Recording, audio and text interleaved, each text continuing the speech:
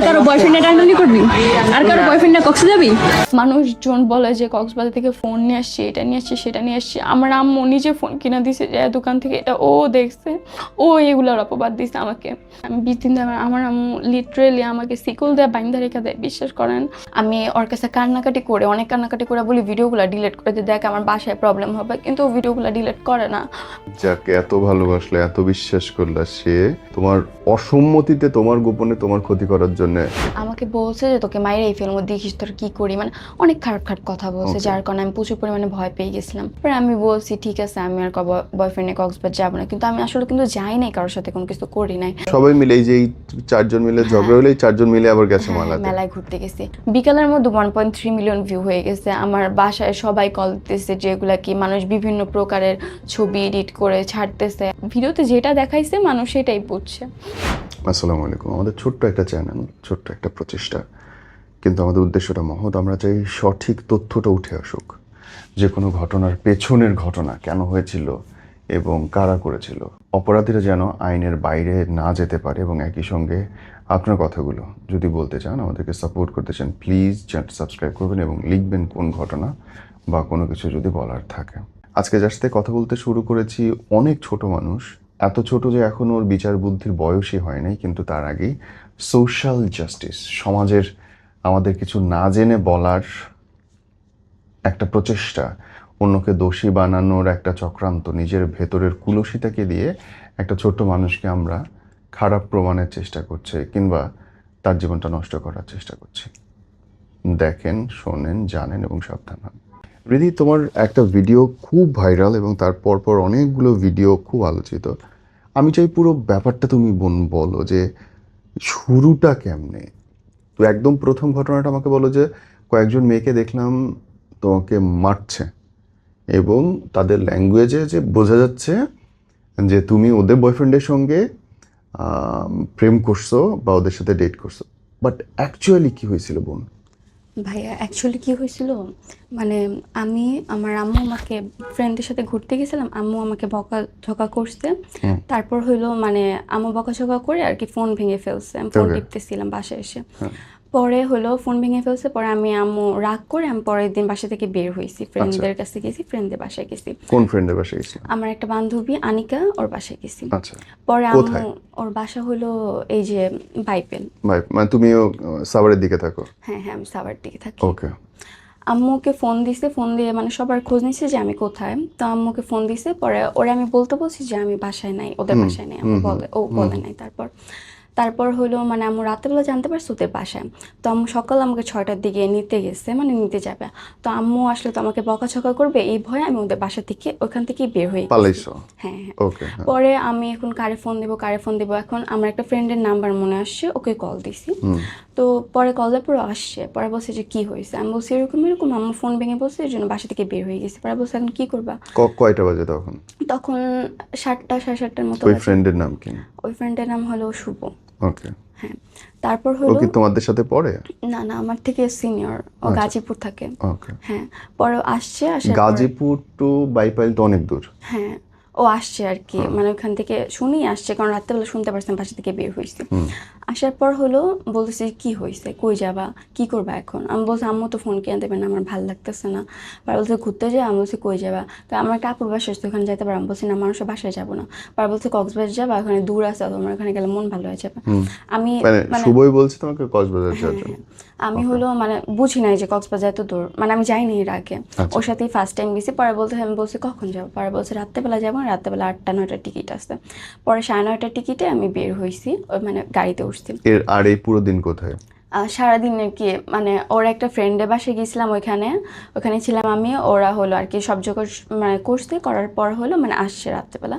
ওর আন্টিকে মানে আন্টি ভাসছিলাম, ও বলছে যে আমার বোন হয়, এই কথা বলে মানে ছিলাম ওখানে।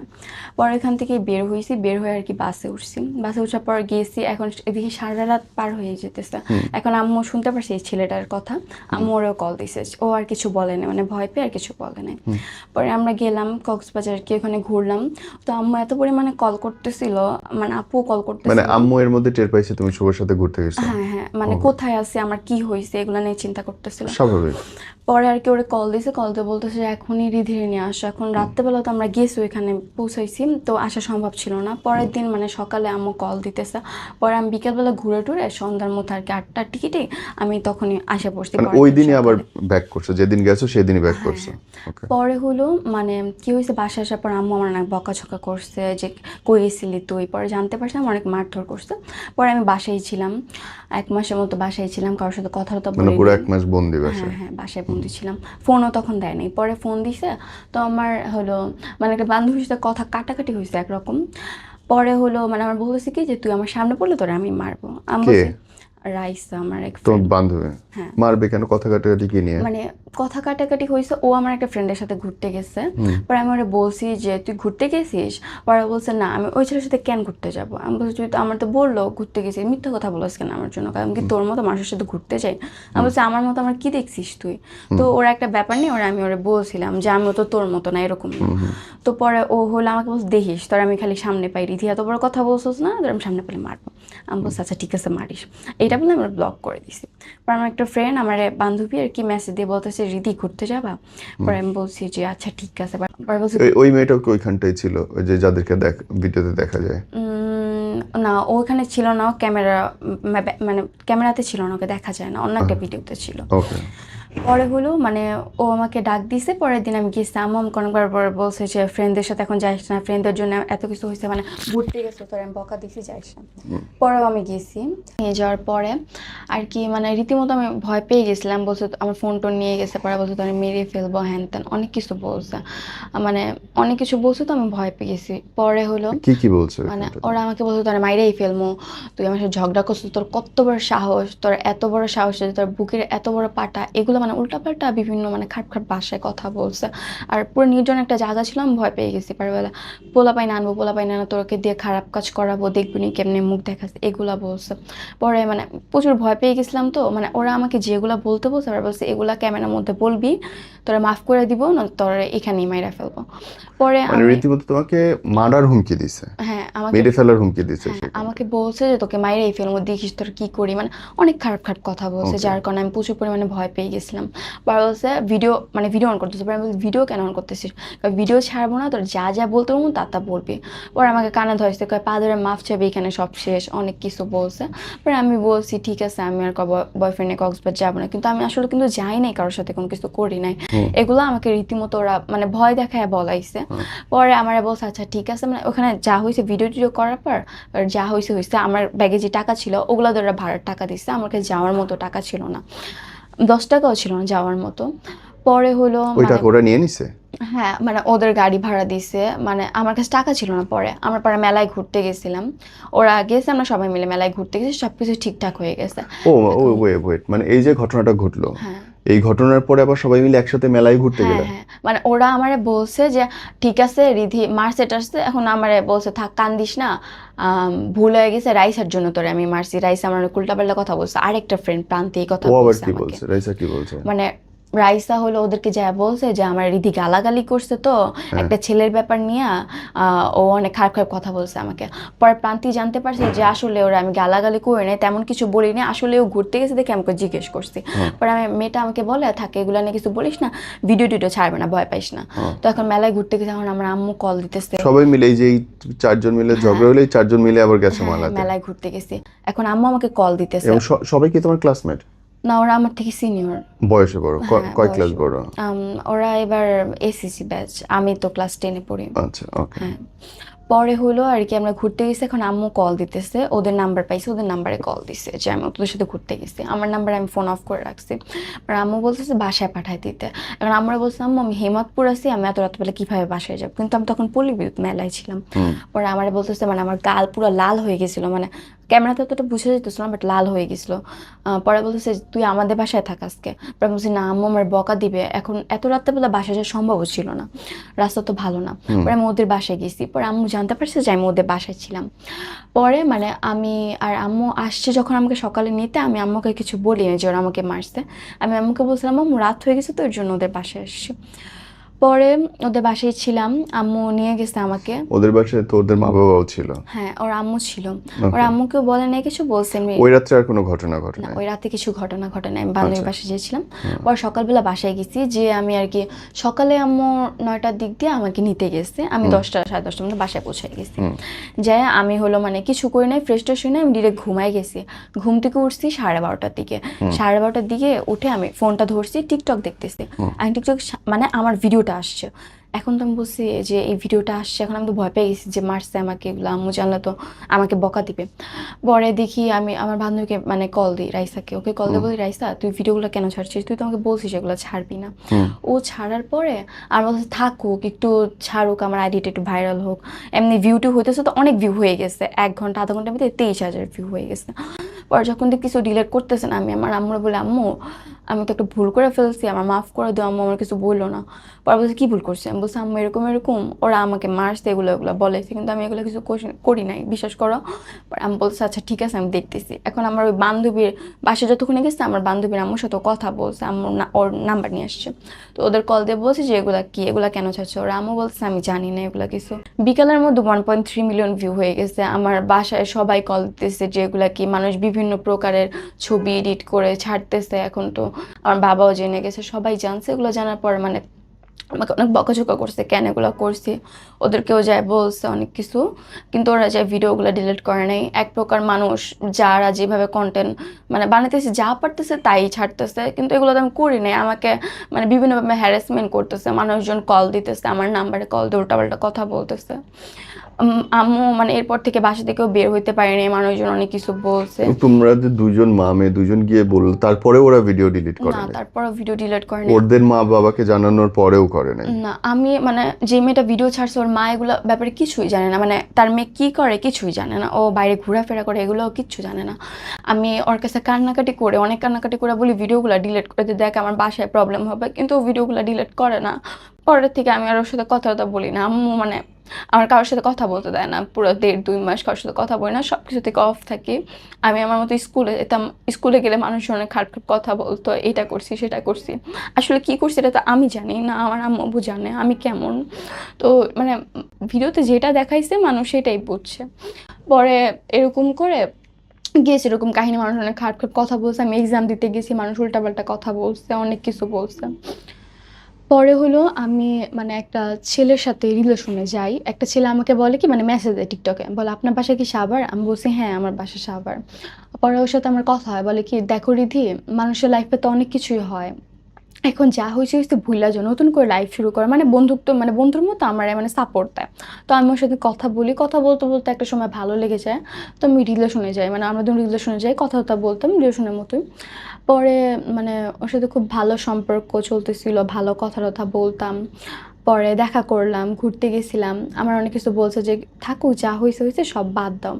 পরে মানে রিলেশনের কয়েকদিন পর জানতে পারি ছেলেটা হিন্দু।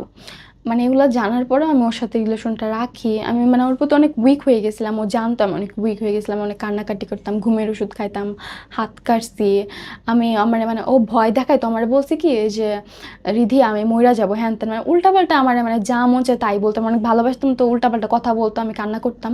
তো আমার বলতো কি রিধি আমি মইরা যাবো, থাকো তুমি, মানে শুধু শুধু বলতো। পরে না এগুলো বলার পর আমি মানে কান্নাকাটি করছি, কেন এমন করবো, আমি কিছু করছি, আমি ভুল করলে আমাকে বলো। পরে আছে না ও কিছু বলে না, পরে আমি না ঘুমের ওষুধ খাইছি, খাওয়ার পর না আমি অসুস্থ হয়ে গেছিলাম। এর পরের দিন আমি মানে ঘুমের ওষুধ খেয়ে অসুস্থ অবশ্যই ওর সাথে দেখা করতে গেছি। মানে অনেক ভালোবাসতাম, এমনকি আমি টিকটকে আমার কিছু প্রমোট ভিডিও ছিল, এগুলা থেকে আমি টাকা পাইতাম। ও আমার কাছে মানে টাকা চাইতো, তো আমি টাকা দিতাম, আমার হেল্প মানুষ করতেই পারে, তো আমি টাকা পয়সা দিতাম। এমনকি আমি আমার আম্মুর ব্যাগ থেকে টাকা চুরি করে ওরে দিছি। বয়ফ্রেন্ডকে? হ্যাঁ, বয়ফ্রেন্ডকে আম্মুর কাছ থেকে টাকা চুরি করে আমি দিয়েছে? ব্যাগ থেকে টাকা চুরি করেও দিছি, আমি অনেক টাকাই দিছি, 20,000 টাকার মতো ক্যাশই দিছি আমি ওরে। পরে হলো মানে ভালোই রিলেশন চলতেছিল, তো আমাকে অনেক মানে উল্টাপাল্টা কথা বলতো, অনেক কিছু বলতো। এমনকি ওর মা আছে না, ওর মা আমার সাথে কথা বলতো, আমার কল দিত, মানে তার ছেলের খোঁজ নিত আমাকে দিয়ে। তো কথা বলতো আমার সাথে, বলতো খাইছো নাকি, মানে জিজ্ঞেস করতো আমি কেমন আছি। এমনকি আমার ফোনে টাকাও ভরে দিত, বলতো কি যে মা তুমি ওর সাথে আইসা পড়ো আমাদের বাসায়, বিয়ে করে আইসা পড়ো, তোমার ফ্যামিলিতে কোনো ঝামেলা হলো আমি দেখবো, কিন্তু দেখো যেন পুলিশের কোনো কেস যেন তোমার মা না করে, কারণ ও তো অন্য ধর্মের ছিল। পরে আমি বলছি এখন ও তো অন্য ধর্মের, এখন দুই ধর্মে তো কখনো বিয়ে হয় না। বলছে তুমি তোমার ধর্মে থাকবে, আমি আমার ধর্মে থাকবো, কখনো ধর্ম নিয়ে কথা হয়নি। আর তখন এত কিছু বুঝতেও পারিনি। পরে ওর আম্মু এগুলো এগুলো বলতো, আমি আরো বেশি উইক হয়ে গেছিলাম যে ওর মা আমাকে এত কিছু বলে। ওর মা অবশ্যই চায় আমাকে, ও আমাকে ভালোবাসে দেখেই বলে। তো আমার ফোনে টাকাও ভরে দিত, প্রতিদিন 100 টাকা 150 টাকা এরকম করে ভরে দিত।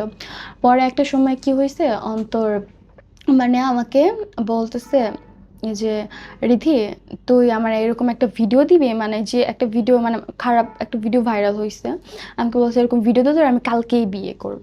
পরে মানে কসম বলছি, কসম বিয়ে করবি কালকে? পরে বলছে আমি কালকেই তোরে বিয়ে করবো, আমার মার কসম বাবার কসম, না করলে তোর জীবনেও কথা কম না দেখিস, তুই মরে গেলেও কথা বলবো না, অনেক উল্টাপাল্টা কথা বলছে। পরে আমিও অনেক ইমোশনাল হয়ে গেছিলাম। পরে বলছে দে দে অনেকবার করে বলছে। পরে মানে ভিডিওটা মানে ওর আমার সাথে কলেজ ছিল, ভিডিওটা স্ক্রিন রেকর্ডিং করে রাখছে। আমি তো ভাবি নাই কখনো স্ক্রিন রেকর্ডিং করে রাখছে এগুলো।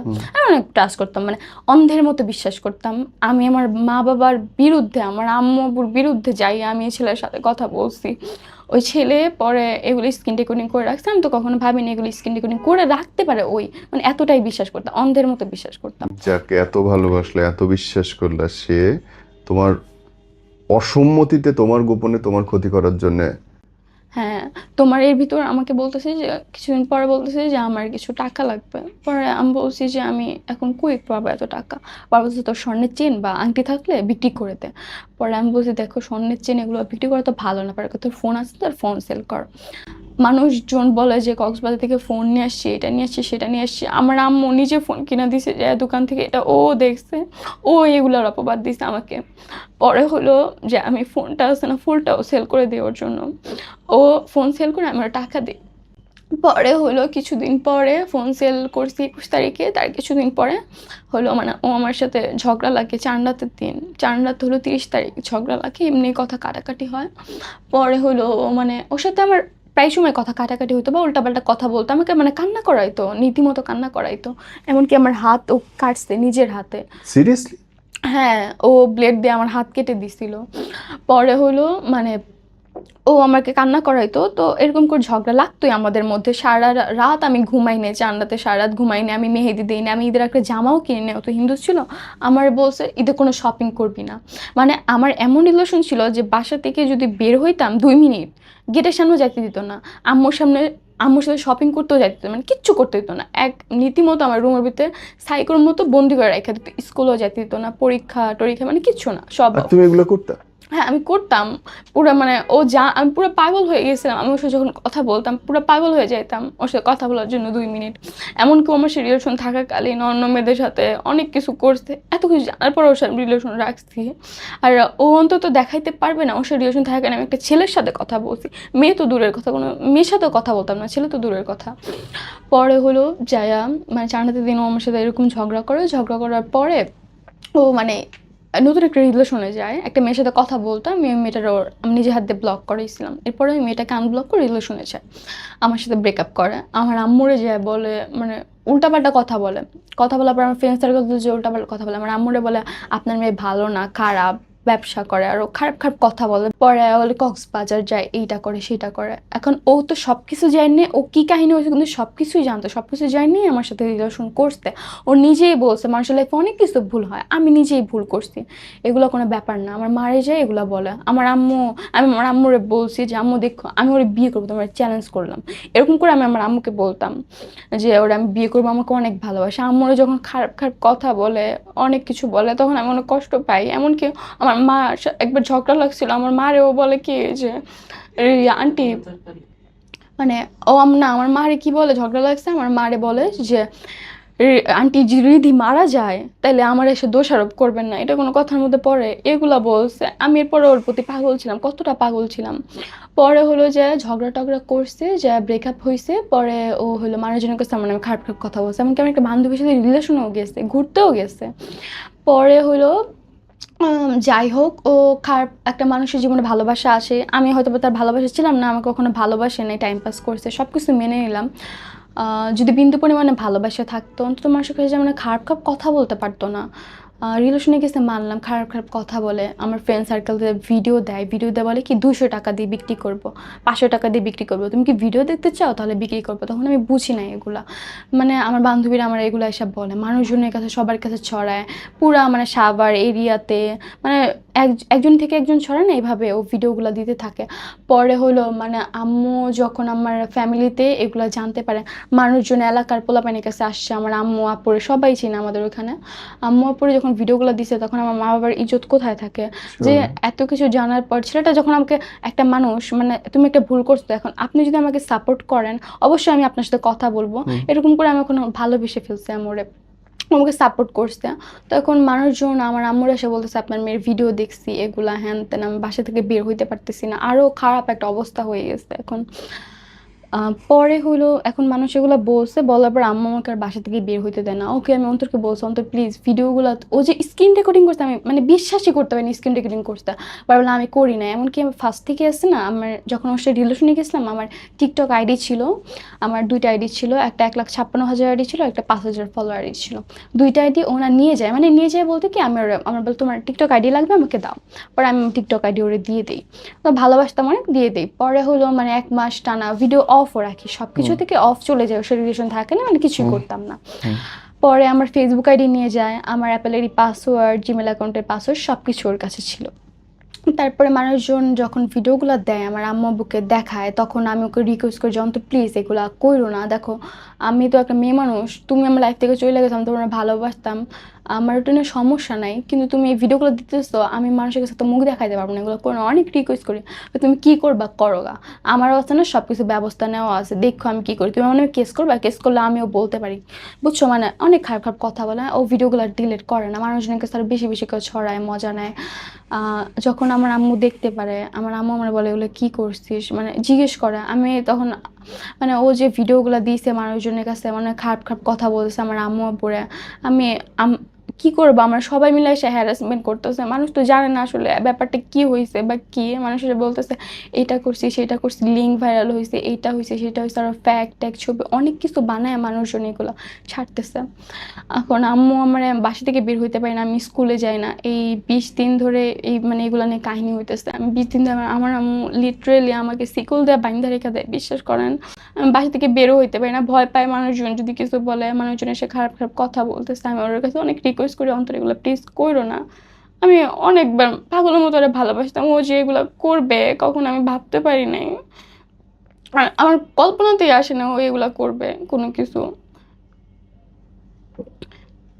ও মানে এগুলা ছড়ায় টড়ায়, ওর মার সাথে যে আমি কথা বলতাম, ওর আম্মু আর আমি কল দিছিলাম, ওর আম্মু আমার সাথে সাথে আমার ফোন অফ করে ফেলছে, কথা বলবে না আমার সাথে। আমি বলছি কেন কথা বলবেন না, আপনি তোমার সাথে কথা বলতেন, আমি কল দিছি, আমাকে আমার ফ্যামিলি তুই কেন কল দে, যা বলার আমাকে বলবি।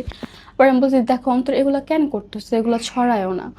ও বলতেছে যে ছড়ায় না, আমি কোনো কিছু ছড়াই না, তোর মতো মেয়ের সাথে তোমার এগুলো ছড়ানো আমার কোনো প্রশ্ন ওঠে না, আমার কাছে কিছু নাই, মানে অস্বীকার করতেছে ডিরেক্টলি, যদি রেকর্ড করি বা কিছু করি এর জন্য পুরো ডিরেক্টলি অস্বীকার করছে, মানে আমার পুরো লাইফটা মানে মাটিতে মিশিয়ে দিয়েছে। আমি এখন এমন ভাবে তোমার মানে মানুষজন বিভিন্ন জায়গার থেকে মানুষজন আমাকে কল দিতেছে, খারাপ খারাপ কথা বলতেছে, মানে অনেক কিছু বলতেছে, হ্যাঁ শেষ হয়ে গেছি, না পারতেছি বেঁচে থাকতে ভালো মতো, না পারতেছি মরে যেতে, মানে কিচ্ছু করতে পারতেছি না, সব জায়গা থেকেও আমরা শেষ করে ফেলছে। আমি ভালোবাসলাম, আমার ভালোবাসাটা ভুল ছিল। আমি এই যে একটা কথা বলি, মানুষজন যেসব কন্টেন্ট বানাইতেছে আসলে তো আমি এগুলো করি না, এই মানুষ মানে এমনভাবে কন্টেন্ট বানাইতেছে এগুলো করছি, মানে বিভিন্ন প্রকার দোষারোপ করতেছে এগুলো নিয়ে। অল্প একটু জীবন তোমার, এর মধ্যে বোন এত কিছু ঘটছে, আমি মানে বুঝতে পারি না ও কখনো এগুলো করবে, এগুলো বুঝিই নাই, বুঝলে হয়তো বা করতাম না। একে বন্ধু বান্ধবীদের কাছ থেকে বিট্রে হইলো, জিদ কইরা ঘুরতে গেলা, আবার একটা রিলেশন, পরপর তিনটা বড় বড় ভুল, পুরো জীবনটা তোমার পড়ে আছে। I don't know how you will survive, but আমি দোয়া করি আপু আল্লাহ তোমার সব ঠিক করে দিক। লাস্টলি যারা দেখতেছে তাদের শিক্ষণীয় যদি কিছু বলো তোমার লাইফ থেকে, কি বলো তো? মানুষজন মানে মানুষ তো একটা ভুল করে। এখন আমি এটা কি করছি না করছি এটা তো আমি জানি। কাউকে নিয়ে আমার মনে হয় না যে না জেনে মানুষের সম্পর্কে কোনো কিছু ছড়ানো। কারণ আপনার তো নিজেরও একটা বোন আছে। এখন আপনার বোনের নিয়ে যদি আপনার বোনটা এই জিনিসটা করে নাই, এগুলো যদি ছড়ায় তাহলে ফ্যামিলিতে কতটা ইফেক্ট পড়ে এটা আমি এখন বুঝতেছি। আমি কখনো বুঝি নাই। আমি আমার আম্মুর অবাধ্য হয়ে এই জিনিসগুলো করছি। এখন মানুষ ভুল করে, মানুষ ভুল করে। আমার মা বাবা দেখেন একটা ভুল করে যতক্ষণ না মাফ করে দিতে পারে, আপনার একটা মানুষও একটা মানুষকে মাফ করে দেওয়া উচিত। আর আপনার অবশ্যই জানা উচিত মানুষটা কি করছে না করছে, তার এখানে মানে ভুল আছে কি না। আমরা না জেনেই ভাইরাল হওয়ার জন্য মানুষকে নিয়ে যেইভাবে পারি সেইভাবে যে ভিডিও টিডিও ছাড়ি, কিন্তু মানুষের লাইফটা কি হইতেছে এটা খালি মানুষটাই জানে। যার হয় সেই বোঝে। হ্যাঁ হ্যাঁ। একই সাথে আইনের কথাটা আপনাকে বলে রাখি যে আপনি যদি কারো অসম্মতিতে কারো ভিডিও ছাড়েন এবং অবশ্যই ব্যক্তিগত যদি থাকে ব্যাপার, সেটাতে সর্বোচ্চ শাস্তি মৃত্যুদণ্ড, 14 বছরের জেল এবং আর্থিক জরিমানা। সো কারো অনুমতি না নিয়ে কারো ব্যক্তিগত মুহূর্ত ছাড়া